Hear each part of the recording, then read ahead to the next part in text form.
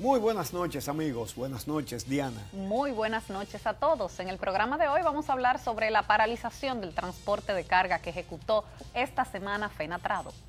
También la situación política, que si las primarias, que si la reelección, de todo eso vamos a hablar. Sigue caliente el tema y por supuesto vamos a hablar también sobre el tema corrupción y el escándalo de Odebrecht que ha ocupado todo el año y que otra vez vuelve a reactivarse, solo que no en República Dominicana. Exactamente. Vamos a ver cómo está actuando la justicia en otros países. Y sobre ese mismo tema viene la décima. Sí, señor.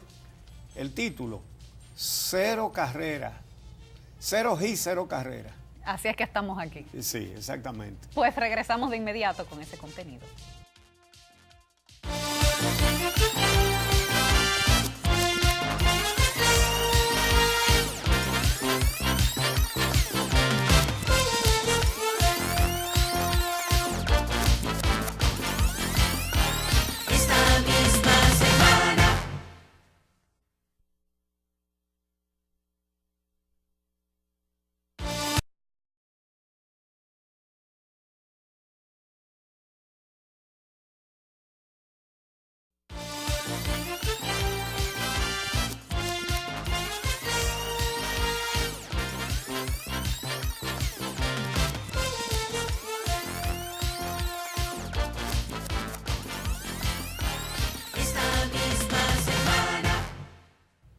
La impotencia y falta de autoridad del gobierno frente a personas que interrumpen el tránsito es extrema.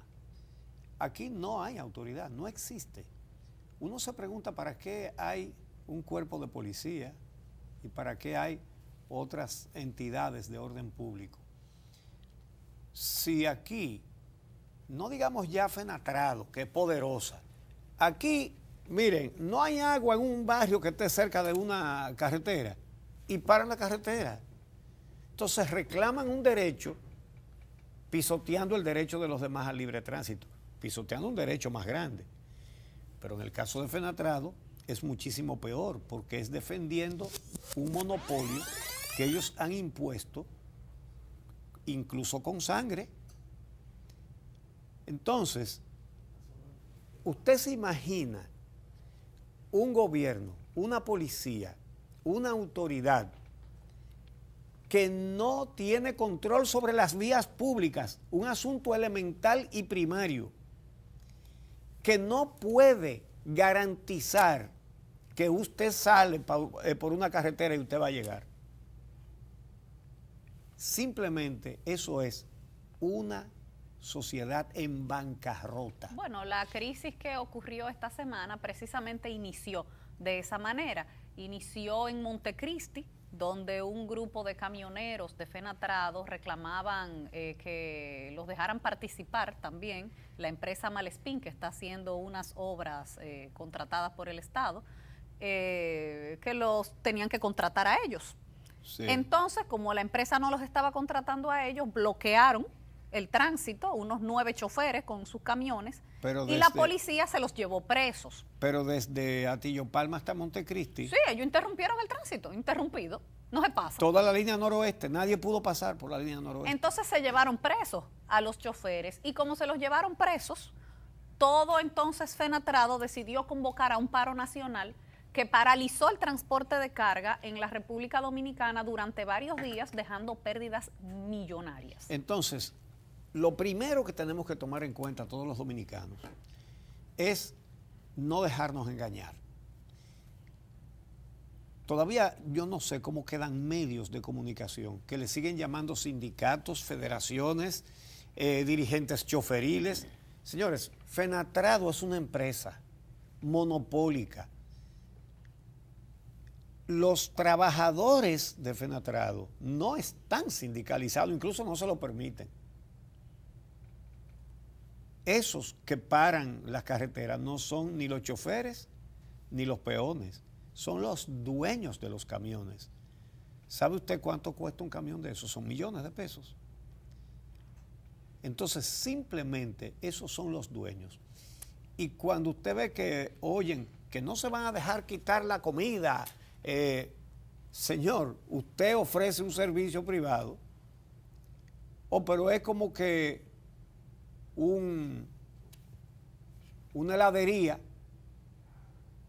obligue a todo el mundo a comer ese helado y que nadie puede comprar de otro más. Entonces su discurso es de que ellos están defendiendo derechos laborales cuando no son obreros, sino grandes inversionistas. ¿Por qué Fenatrado tiene tanta fuerza? ¿Por qué ninguna autoridad puede con ellos? Averigua quiénes son los dueños de los camiones. Ahí hay muchos generales y exgenerales. Y el líder de todos ellos es Blas Peralta, desde la cárcel. Que está preso. Desde la cárcel. Que está preso por asesinato. Pero el que él dejó ahí al frente ¿Es diputado? Es diputado. Es Ricardo decir, de los Santos. los partidos políticos son cómplices de todo esto. Por algo ellos postulan a los dueños de los camiones y a los dueños de la guagua y no a los pasajeros de la guagua ni a los choferes. Ni a los que pagan el transporte de sus productos. Exactamente. A través de los camioneros. De hecho, cuando a Blas Peralta lo trasladaron a Aras Nacionales, que por suerte hubo una reacción de indignación inmediata y lo tuvieron que devolver, se ha colado que fue un líder de la oposición el que le pidió al presidente que se lo pusieran ahí en Aras Nacionales. Ah, qué lindo, qué bonito. Sí, sí, sí. Qué bien. Es que todos los partidos son cómplices de porque todas esas lo iban cosas. a postular. Él hubiera ganado. No. Si no hubiera matado a Aquino Febrilé, él hubiera ganado. Ya él estaba postulado. Sí. Lo que pasa es que tuvieron que sustituirlo cuando asesinó a Mateo Aquino Febrilé y hirió a 3 más. Hoy él estaría en el Congreso Nacional. Sí. Legislando, haciendo leyes. Sí, él es... ¿Sabes por qué él, en lugar de estar legislando, está en la cárcel? Simplemente porque se sentía tan poderoso que no le dio ni por caerle a tiros a un automóvil lleno de seres humanos. No, y yo te voy a decir también por qué más. Porque a la persona que mató, la mató en una jurisdicción de la fiscal Jenny Berenice Reynoso. Sí. Porque si al mismo Aquino Febrilé lo mata en San Cristóbal, hoy él estaría libre. Oh, sí, seguro. Seguro. Esa es la verdad. Esa es la realidad. Entonces, pero bueno, un problema que empezó en Montecristi afectó todos los puertos del país. Vamos a ver. Muchísimas gracias. Primero que nada queremos agradecer la atención que está dando la Policía Nacional a este tema y todos los organismos que tienen la misión de cuidar y proteger a los ciudadanos y a la ley y que se cumpla la ley. Así que agradecemos mucho esta gestión, agradecemos que nos hayan recibido, que nos hayan oído para solicitarles que el libre transporte, el libre movimiento de carga sea posible en el país. Don Pedro, usted vino a plantear la situación al director de la policía. ¿Han sido ustedes afectados por ese paro que tienen los miembros de Fenatrado considerablemente? La pérdida, por así decirlo. Bueno, ahora mismo hay más de 9.000 contenedores en los puertos que sobrepasan un valor de $400 millones, donde hay carga refrigerada, donde hay carga que urge. Por ejemplo, los productores de pollo solamente tienen un día de comida, que si no pueden accesar a los puertos, pues va a haber problemas con la producción de pollo también. Entonces nosotros creemos que los sindicatos tienen que ser parte de la solución, no parte del problema. Bueno, y por su parte los empresarios tuvieron que solicitar la fuerza pública para poder sacar sus propios camiones, porque ya luego de que el paro iba por el segundo día, estaba la gran preocupación de que había mercancía perecedera en los puertos, comida, por ejemplo, congelada, que había que sacarla rápido de los puertos, y que estaba todo en un stand-by, que no se sabía cuándo lo iban a poder sacar, los camioneros parados afuera de los puertos, y los empresarios diciendo, si no nos dan el servicio, nosotros vamos a usar nuestros propios camiones. Pero tú sabes lo que eso puede significar. Claro. Eso puede significar que no dejen salir a un camión de ahí, como ha pasado antes. Sí, sí, porque aquí el gobierno es fenatrado en esa materia. Entonces tuvieron que pedirle a la policía, al gobierno, a las Fuerzas Armadas y hasta al Intran que le dieran soporte para ellos poder sacar sus camiones. Mira, yo te voy a decir una cosa. Hasta los mismos empresarios que son víctimas directas de esos monopolios, fíjate tú que se dejan engañar. Ellos mismos dicen que los sindicatos deben ayudar. ¿Pero cuál sindicato? ¿Los dueños de los camiones no tienen sindicato? Sí, ellos le han puesto nombre de sindicato a empresas que además son monopólicas y hasta los otros empresarios se tragan ese cuento. Esto no tiene salvación, ¿eh? Pero imagínate la seguridad jurídica jurídica y física de un país donde una persona que trae una mercancía por las reglas, con todos sus papeles y todas sus cosas, tiene que pedirle a las Fuerzas Armadas que lo acompañe para poder sacar el camión. Pero eso nada más puede ser en un momento así, porque si van otro día, se lo comen vivo y le queman el camión y le matan al chofer. Sí.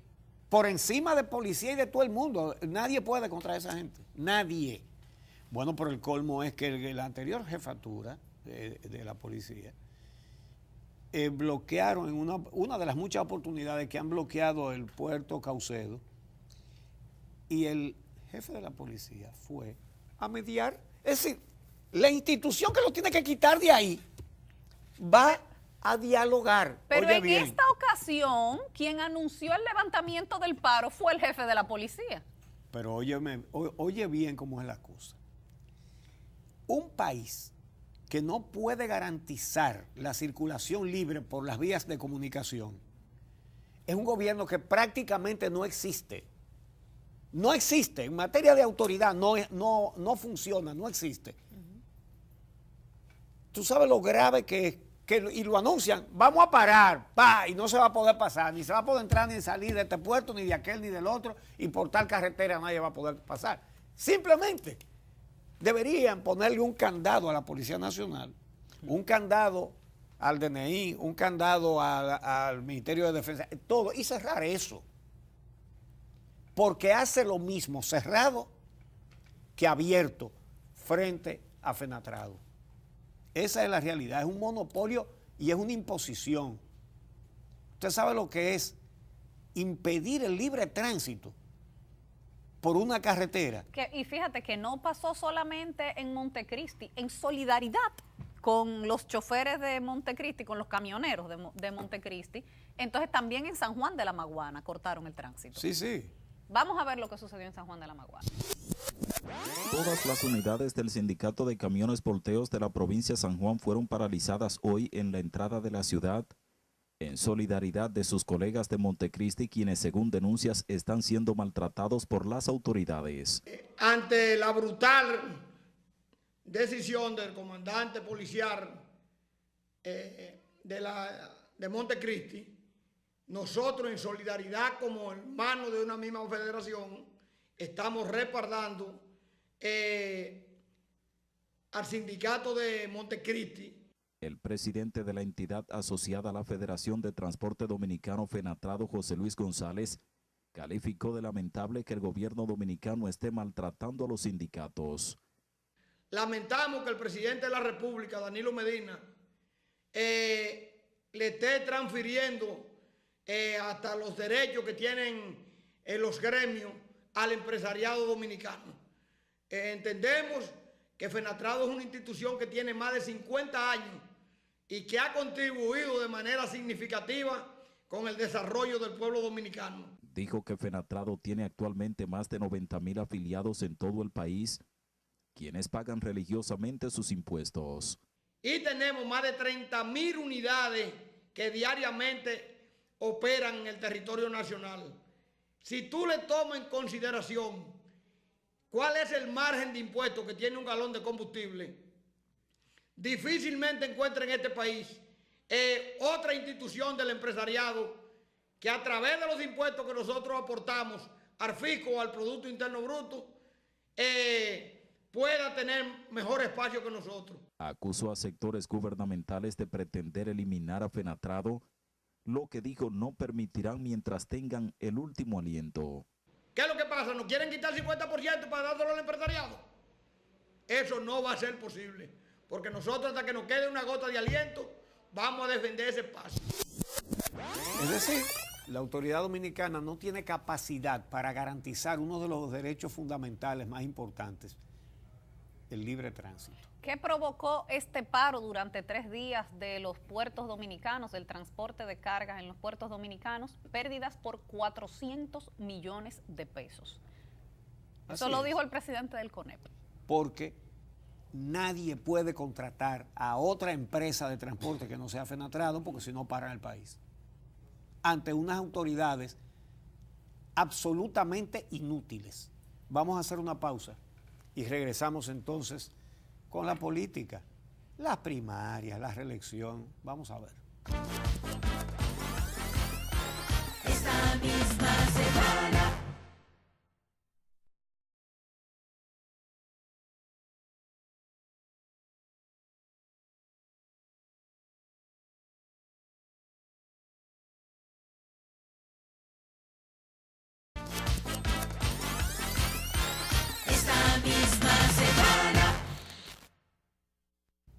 Esta semana ha seguido caliente la crisis en el Partido de la Liberación Dominicana provocada por el pulso que hay entre las dos facciones, el leonelismo y el danilismo, que aboga uno por las primarias abiertas y otro por las primarias cerradas. Han seguido las opiniones de los mismos dirigentes del PLD, a pesar de que la semana pasada Reinaldo Pared Pérez pidió a sus dirigentes que no siguieran hablando, que se callaran básicamente, les dijo, aunque él mismo también ha opinado sobre el tema, pero él le dijo a sus dirigentes que se callaran y ya no hablaran más ante la opinión pública. Pero esta semana habló Temito, que le habló Radamés Segura, han seguido hablando los dirigentes del PLD. Vamos a ver lo que opina la politóloga Rosario Espinal sobre esta crisis y si será, como dice Margarita, que no habrá ni reelección ni división. Y es que ese es un problema que no tiene solución en el PLD por el momento, porque hasta que no se sepa exactamente qué va a pasar en cuanto a la candidatura presidencial, no hay forma de parar estos debates, estos posicionamientos y las inquietudes. Bueno, lo primero que hay que estar claro es en el hecho de que la discusión no es por si las primarias van a ser abiertas o cerradas. Ese no es el origen, eso es una consecuencia. Sí, el origen es si el candidato va a ser Danilo o va a ser Leonel. Esa es la discusión. Eso es todo. O si va a ser otro, porque ya se ha hablado de eso también. El hecho es de que el PLD, como no ha tenido oposición, se ha dividido. Es decir, la oposición está dentro. Y eso no es nuevo. Cuando el doctor Leonel Fernández en la presidencia quería cambiar la Constitución para quitar el nunca jamás y controlar la justicia, los danilistas pararon la discusión por el asunto de la reelección. Y entonces fue cuando él hizo el pacto con Miguel Vargas. Al no poder entenderse Leonel Fernández con Danilo Medina, Leonel Fernández se buscó a Miguel Vargas. Sí, con la diferencia ahora de que Miguel Vargas está con Danilo. Se pasó para donde Danilo. Ajá. Porque son así, ¿verdad? Sí, claro. Pero el origen de todo esto es que ambos quieren seguir siendo presidentes. Y es una desgracia para el país que los que pasan por ahí no se quieren despegar de ahí jamás en su vida. Fíjense si no a los últimos presidentes. Balaguer se murió bajo la consigna famosa de que mientras Balaguer respire, que nadie aspire. Hipólito cambió la Constitución buscando reelegirse. Sí, señor. Lo que perdió, pero lo intentó. Compró una reforma electoral, sí. traicionando lo que era un principio del PRD, sustentado por Peña Gómez históricamente, la no reelección. Le salió el tiro por la culata y benefició entonces a Leonel Fernández. Que también modificó la Constitución para quitar el nunca jamás. Nunca jamás y controlar la justicia. Después, Danilo, tras decir que la reelección era como comerse un tiburón podrido, se lo comió con todo y aleta dorsal. Usó las espinas de palillo. Exactamente. Entonces, por eso, cuando dicen que él no va, nadie lo cree, porque cuántas veces dijo que no iba. Pero, ¿por qué todos los que han sido presidentes quieren seguir para siempre en eso? Entonces, somos los ciudadanos los que tenemos que impedírselo. Creo que fue cuando Hipólito, que alguien hizo una encuesta de que entre Hipólito y el diablo, ¿por quién vota usted? Sí. que en un programa de radio... Sí, que metieron preso al que hizo la encuesta. Sí, porque ganó el diablo. Sí. Porque si el diablo hubiera perdido, no lo meten preso. Sí. Entonces, bueno, pues yo creo que tenemos que plantearnos algo parecido. Hay que plantearse algo parecido, porque no puede ser que se quede esta garrapata que no quieren dejar de chupar jamás en su vida. Sí. Óyeme, las desgracias que le han traído a la sociedad dominicana por eso. Mira, pero hasta la garrapata llega un momento en que se ponen tan gordas que explotan. Sí, pero fíjate tú, algunos se proclaman reeleccionistas a conveniencia, o antirreeleccionistas, a conveniencia. Ahora mismo, Danilo Medina significaría reelección. Claro. Pero él no es el único. Leonel Fernández significaría reelección. Sí, claro. Y Hipólito Mejía significaría También. reelección. Sí, sí. Pero Porque, ya está porque bueno. todos han sido presidentes. Pero ya está bueno. Claro. En un país, eso no es exclusivo de que nada más hay un tipo que sabe. Total, los tres lo han hecho muy mal, los tres. Mira, y entonces en medio de esta discusión y de este pulso, han querido llevar la discusión al plano jurídico. Y se han hecho foros y entonces han hablado expertos en constitucionalismo y unos dicen que es constitucional y otros dicen que no es constitucional. Vamos a ver lo que dice este grupo de juristas y expertos. Según explicó el abogado Julio Curi, las primarias abiertas se acogen a la ley, ya que la Constitución en su artículo 216 explica de forma clara que se debe garantizar la participación de los ciudadanos en los procesos políticos, refiriéndose no a los militantes de un partido, sino a todos los ciudadanos. Y cuando un partido político escoge un candidato para un cargo público, a un cargo electivo, celebra un proceso político. Y la participación que el constituyente le manda a los partidos políticos a garantizar no es la de sus militantes, sino la de los ciudadanos. En ese mismo tenor se pronunció el abogado y consultor José Alejandro Ayuso, agregando que incurrir en primarias cerradas implicaría el descrédito de los políticos y la falta de democracia en los partidos. Factores que se manifiestan en el descenso de la militancia o el desinterés por la composición electoral y en el alejamiento entre representantes y representados.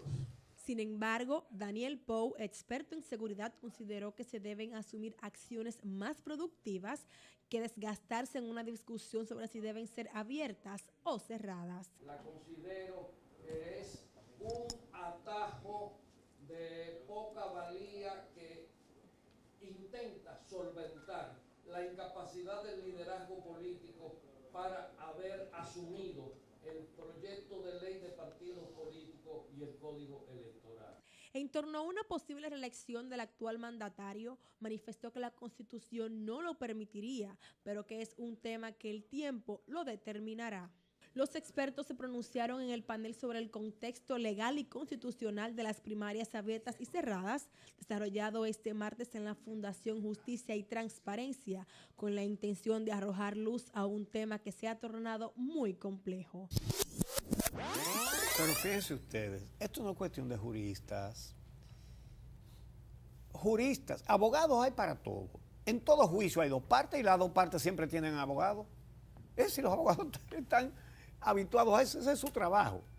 Pero de entonces, manera que siempre aparecerán unos que dicen que sí, porque lo paga un cliente y otros que dicen que no porque lo paga el otro cliente. Claro, lo que pasa es que en la última reunión del comité político del PLD se adoptó esa decisión, no voy a decir salomónica porque salomónica no fue, pero se adoptó esa decisión de que ellos iban a contratar el partido a un grupo de juristas para que dijeran si era constitucional o no era constitucional las primarias abiertas, pero es que de eso hace ya como 2 meses y todavía ni siquiera se sabe quiénes son los juristas contratados y si es que ya los contrataron. Vamos a ver lo que dice sobre eso el vocero del bloque del PLD en el Senado, Rubén Darío Cruz. El trabajo de ellos no es de cara a la prensa ni a la sociedad, es una consulta interna del partido que ellos no tienen ninguna participación a nivel de opinión pública, pero ya es un hecho de que esa comisión ha ido avanzando y hay una especie de espera para que finalmente se haga público cuál es el criterio de ellos. Que el hecho de que no hayan terminado no quiere decir que no están trabajando. Mira, eso es lo único que quiere decir, que no son abogados los que van a resolver esto. No, pero claro que yo no. te voy a mencionar 2 abogados que lo dijimos el otro día. Leonel Fernández es abogado y es presidente del PLD. Sí. Reinaldo Pared es abogado y es secretario general del PLD. Y tienen posiciones distintas. Y dice Leonel Fernández que las primarias abiertas son inconstitucionales y dice Reinaldo Pared que eso no es verdad. Es decir, abogados para todo aparecen. No, pero ha habido declaraciones que son una perla también esta semana, porque Radamés Segura dijo, por ejemplo, que en el padrón del PLD no se puede confiar, que ellos están todos, ellos están todos conscientes de eso. ¿Tú quieres saber una cosa? Que no está saneado. No se puede confiar en el padrón de ninguno de los partidos. Todos abultan la cantidad de militantes. Pero mira, ha habido pronunciamientos de la oposición esta semana sobre ese tema. Guillermo Moreno, a través de su cuenta de Twitter, estuvo diciendo que si el PLD quiere hacer primaria abierta o la quiere hacer cerrado, eso es problema de ellos. Sí. Que lo preocupante para él es que para resolver un problema que no pueden hacerlo internamente, se lo quieran imponer a todos los partidos mediante una ley. Así Entonces, si usted la quiere hacer abierta en su partido, hágala abierta, eso es problema de usted. Claro. Pero no me imponga a mí, otro partido, cómo es que yo voy a hacer mis primarias. Por ley. Y también el PRM, en este caso Luis Abinader, acompañado de varios dirigentes del partido, anunciaron que todos sus legisladores van a votar en bloque contra las primarias abiertas. Esto plantea el tema de si el danilismo tiene los votos suficientes, es una ley, sería una ley orgánica, necesitarían 2/3 partes, si tiene los votos suficientes para imponer las primarias abiertas. Eso entonces depende de que los leonelistas se mantengan firmes o no. O firmen. Y ya sabemos el precedente, ¿verdad? Con la reforma constitucional. Exactamente. Bueno, pero si en el PRM la quieren hacer cerrada, pues que la hagan cerrada. Y si en el otro la quieren hacer abierta, que la hagan abierta. ¿Qué más da? Esa es la situación. Mientras tanto, tienen paralizada la ley de partidos, que esa sí que es necesaria y esa sí que es urgente. Los intereses internos de un partido, el de gobierno, una vez más, mantienen la actividad política completamente fuera del control, y ese es el escenario que a ellos les gusta, sobre todo por el manejo de los recursos. Vamos a hacer una pausa y regresamos con Odebrecht, la corrupción, uno de los años de más corrupción, no, el año de más corrupción. En que se ha destapado más corrupción. Exactamente. Que nos hemos enterado. Regresamos con ese tema. Esta misma semana.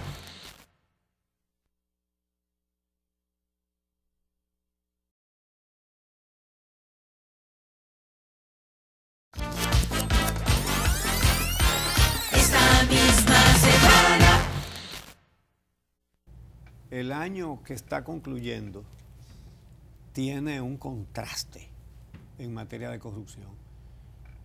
El 2017 ha sido el año de más escándalos de corrupción, pero también el año de la esperanza. Del despertar. Con el movimiento verde, el despertar de los ciudadanos.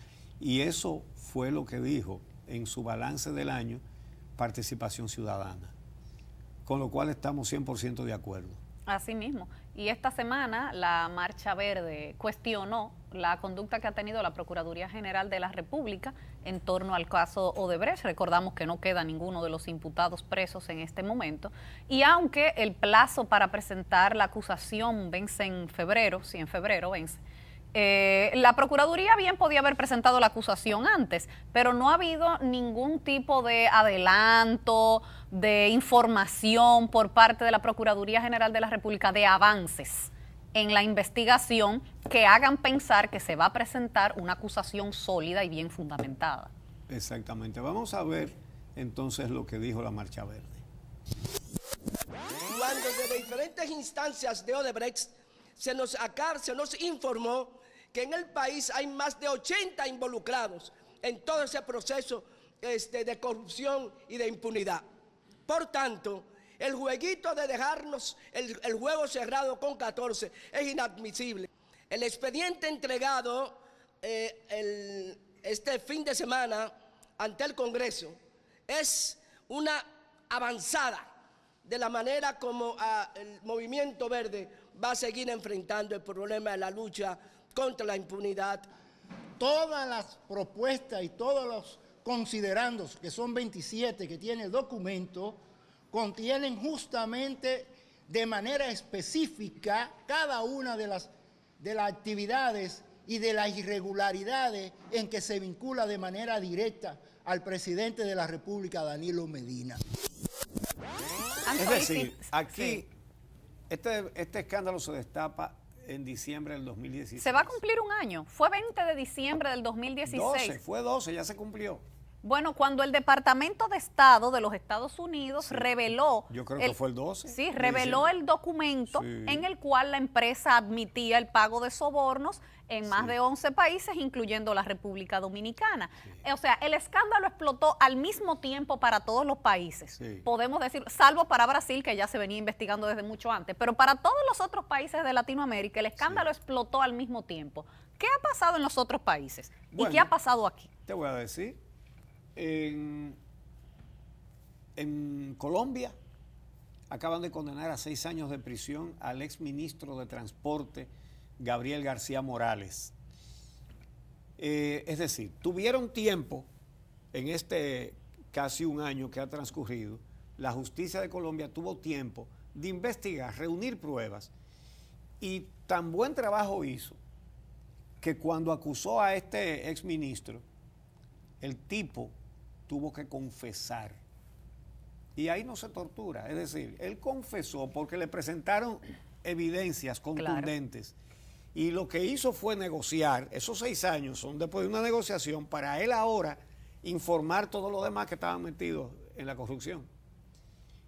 Entonces, la justicia de Colombia ha alcanzado un logro importante. Pero mira tú entonces en Ecuador como ya hay incluso sentencia, pero no a cualquier persona. No, porque lo del exministro es llegó una sentencia. Llegó a sentencia, o sea, ya hubo juicio y sentencia. Y hay una coincidencia, son 6 años. Sí. Tanto el exministro colombiano como el actual vicepresidente de Ecuador. Exacto, eso iba a decir. Porque es el actual. No es a cualquier persona que han sentenciado en Ecuador, es al vicepresidente, que hasta agosto de este año estaba en funciones y entró en licencia por el juicio, Sí. Por el juicio, pero él es el vicepresidente de Ecuador.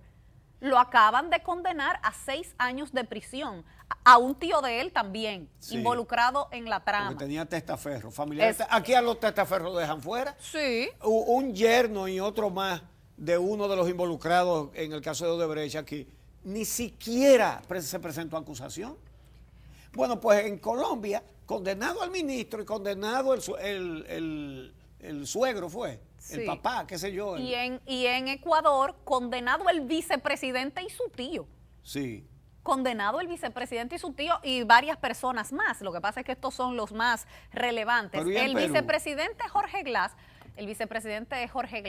antes de ser vicepresidente había sido ministro del gobierno de Rafael Correa. De energía y eso. El periodo en el que se le imputa, él estuvo al frente de unos 5 proyectos que se le aprobaron a Odebrecht. Y el representante de Odebrecht en Ecuador confesó que le pagaron soborno directamente a él y testificó y todo, porque lo hicieron testificar. Sí. O sea, él tuvo que testificar en el juicio. Claro. Y lo condenaron a 6 años de prisión. Y ahí anda Correa diciendo que es una persecución política, y anda diciendo la barra de la defensa de Jorge Glass que él va a apelar y que no va a renunciar a su cargo, pero está condenado a 6 años. Así es. Condenado a 6 años. Vamos a ver ese momento en que condenan a Jorge Glass. Se impone a los señores Jorge David Glass Espinel, Ricardo Genaro Rivera Arauz, Carlos Alberto Villamarín Córdoba, Ramiro Fernando Carrillo Campaña, Edgar Arias Quiroz, en calidad de autores del delito de asociación ilícita, la pena de 6 años de reclusión menor ordinaria. La justicia de Colombia y la justicia de Ecuador, en el tiempo que ha transcurrido, les ha resultado suficiente para investigar, reunir pruebas y lograr condenas, lo que no ha sucedido aquí. Pero ¿y en Perú?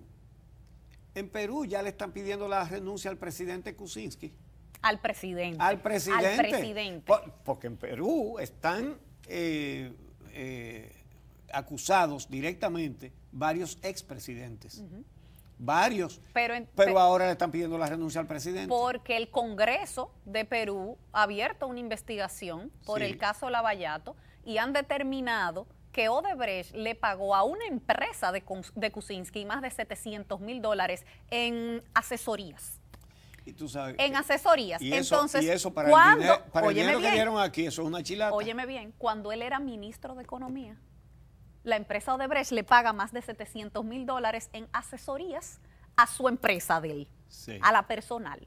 Entonces ya tú sabes que están pidiendo la cabeza de Kuczynski en Perú y no dudes tú que caiga, porque eso va a ser muy difícil de explicar por parte del presidente. Exactamente. Entonces, pero te voy a decir para qué más tuvo tiempo la justicia de Colombia también. Para determinar que los sobornos que pagó Odebrecht no fue por 11.1 millones, como dijo la empresa, sino que fue por 27.7. Claro, que fue más que lo que confesó. ¿Por qué? Aquí nadie se ha molestado en investigar si fueron 92. Claro, y está investigando las sobrevaluaciones. Tampoco. Porque la justicia de Colombia, como la de Ecuador, como la de Perú, no tienen miedo de investigar.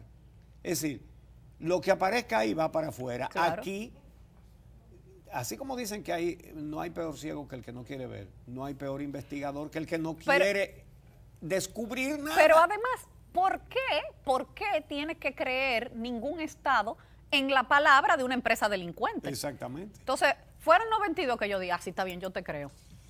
Yo te creo. Tú te dedicas a sobornar para conseguir contratos, a una actividad delictiva, y yo te creo. Entonces, yo te creo. Entonces, aquí la Cámara de Cuentas. ¿Qué fue eso?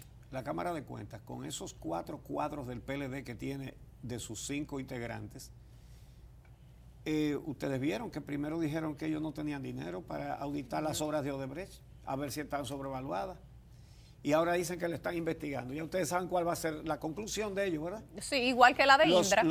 Igual que la de Indra. Los cuadros del partido que están en la Cámara de Cuentas protegerán a los cuadros del partido que hicieron el negocio desde los ministerios, protegerán a los cuadros del partido que lo aprobaron en el Congreso y protegerán a los jueces del partido que están encargados de descargar a todo el mundo. Y no dudes tú que así como dijeron que le paguen a Indra, digan que Exacto. si se hacen 4 plantas más, también se la den a Odebrecht. Y que le tienen que pagar los 708 millones de dólares extras que están reclamando para Punta Catalina. Exactamente. No lo dudes eso, Entonces, ni un segundo. La justicia dominicana es una excepción. Las demás justicias han investigado, han descubierto, han sometido y han condenado. Sin embargo, esta semana el Procurador General de la República hizo una afirmación en un almuerzo que había convocado con medios de comunicación para presentar los logros de la Procuraduría del año. Y entonces allí le preguntaron y él dijo que podría haber más de 100 personas que serían de interés para la Procuraduría General de la República investigar para el caso de Odebrecht. O sea que podría haber más de 100 involucrados en el caso. Vamos a ver eso, porque ¿qué pasa? Hay 14 sometidos, que son pocos.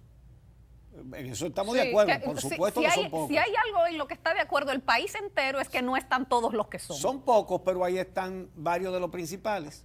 Sí. Ok. Y no hay un solo preso. No. Entonces, esos 100 extras de los que está hablando el procurador, él dice que son personas implicadas en beneficiarias de dinero, personas a través de las cuales se hicieron operaciones, etcétera, etcétera. Óyeme, y si a un grupito de 14, entre los cuales están los principales, no han podido mantenerlos en la cárcel, o no han querido, obviamente, ¿y qué va a pasar con los otros 100? ¿Será que van a buscar unos chivitos ahí para que la gente se deje allantar con 6, 8, 10 presos de poca monta? Ajá. Y condenar a esos 10 o 8. ¿O qué? Porque si no han podido mantener un solo día más en la cárcel a los que están hasta aquí, aquí, ¿qué van a hacer con 100 más? Y yo no dudo la cifra, ¿eh? La cifra yo no la dudo, porque en 13 años de sobornos de la empresa Odebrecht dando dinero en el Congreso, o sea, nada más en el Congreso tienen que haber sido más de ahí. Pero hacer esas afirmaciones sin aportar nombres, sin decir ningún detalle ni nada, o sea, no sé para qué es que sirve. ¿Podrían haber más de 100 personas? Ah, bueno, ok, está bien. Cuando tengan algo más que decir, adelante.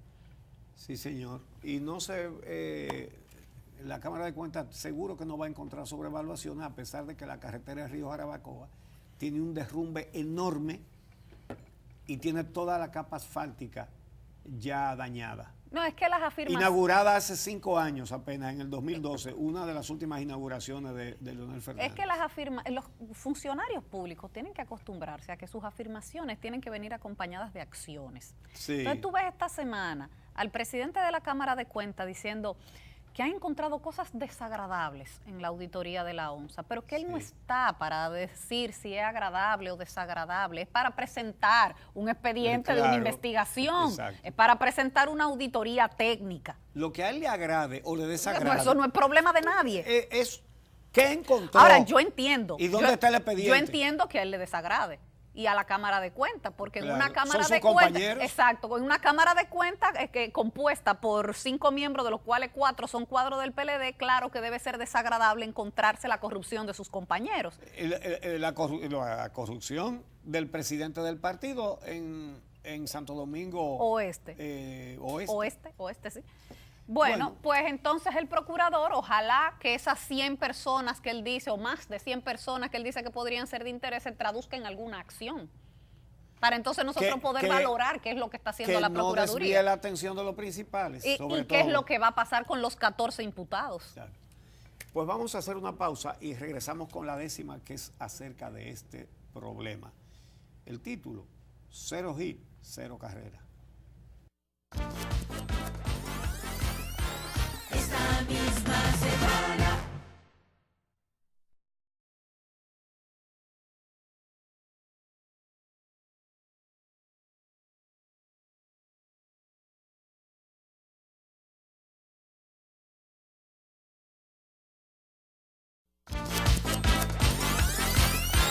Esta misma semana. Y la 10ª de esta semana va dedicada a cómo van las acciones judiciales en otros países y en República Dominicana sobre el caso Odebrecht, con el título 0 hit, 0 carrera. Dice lo siguiente: 6 años en Ecuador cantaron al vice Glass, así que le cayó gas por el oro corruptor de Odebrecht, que sin pudor él se metió en el bolsillo. Y es un asunto sencillo, con claridad meridiana. La justicia ecuatoriana no parece un ventorrillo. Igual pena en Bogotá le dieron a un exministro y aparece en el registro como presidiario ya. García Morales dará datos de otros implicados en el corrupto entramado de esa empresa tan villana. La justicia colombiana mostró que no es un mercado. De aquellas operaciones, ellos habían confesado que en Colombia habían pagado poco más de 11 millones. Más las investigaciones dieron más de 27 los millones de billetes que regaron por pipa, pues la justicia de allá no es relajo ni es sainete. En Perú, al presidente ya le exigen la renuncia y esta situación anuncia casi un expediente. Hay varios expresidentes bailando en esa pachanga y el caso se les enfanga porque metieron la mano y el ministerio peruano se ve que no es mojiganga. Y aquí, ¿cómo va el proceso? Hoy, mientras el tiempo pasa, todo el mundo está en su casa y no queda un solo preso. Y asombra mucho por eso que el procurador dijera que investigar él espera por lo menos a 100 más. Y los 14 de atrás, 0 hit, 0 carrera. Gracias por su compañía. El próximo sábado los esperamos aquí, en esta misma semana.